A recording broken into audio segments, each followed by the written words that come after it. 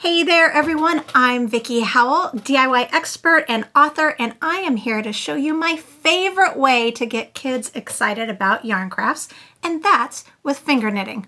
All you have to do to finger knit is have 4 or 5 little fingers, some yarn, and the willingness to get creative. Let's see how. All right, to get started finger knitting, all you need to do is lay a strand of yarn and make sure that you've got a little bit of a tail left across your non-dominant hand. So if you are right-handed, then you would do it on your left hand. If you are left-handed, you would do this part on your right hand. I'm right-handed, so I'm laying it across my left hand. I've got my tail hanging down, and I want it to go in between my pointer finger and my middle finger. And then I'm going to loop it around so it wraps around that pointer finger. And then from here, we're going to weave under and over the other remaining fingers. So under the middle finger, over the ring finger, under the pinky. And you'll find out that your yarn is at the very end near your pinky. So you're going to loop it around so it creates an entire loop. And then you're going to reverse the whole process. So under, over, and we're done. Okay, from there, you want to take the strand and lay it across both or all of the fingers. So what you'll see is there are essentially 2 strands of yarn on every finger. So if you've got it set up that way, you know that you're good to go.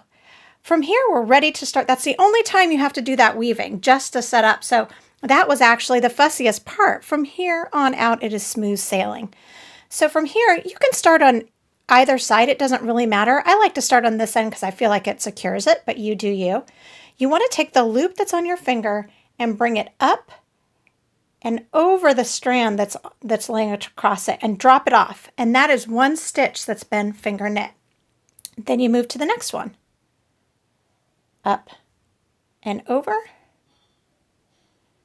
up and over, up and over. And now you've completed 1 finger knit row. So you'll notice that your working yarn, and that's the yarn that's connected to the ball, is on one side or the other. And what you want to do is you want to take it and you want to lay it across all of your fingers again. And now you're going to do the whole process over again. And you can start from either side, and you just want to pull each loop up and over. And if you have kind of a brain moment where you think, shoot, I don't remember if I've already knit it, you'll know that if you see 2 strands on your finger that you have not worked it yet. See how these all have 1? We know that we've finger knit them already. This one we haven't. After you've got a couple of rows done, you can take this tail and you can pull it so it's not hanging on your palm anymore. And then you're just going to keep continuing in that same pattern, going back and forth, working every loop on every finger. Once you've worked a bunch of rows, you'll be able to see that your cord has started to form.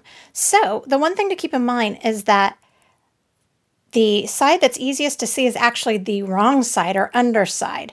If you flip it over, then you can see the right side, sort of the prettier side of what your cord is. So you would just keep working for as long as you want your finger knit cord.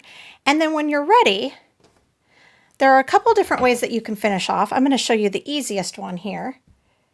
You just want to snip your yarn and make sure that you leave plenty of room for a tail, so at least 6 inches.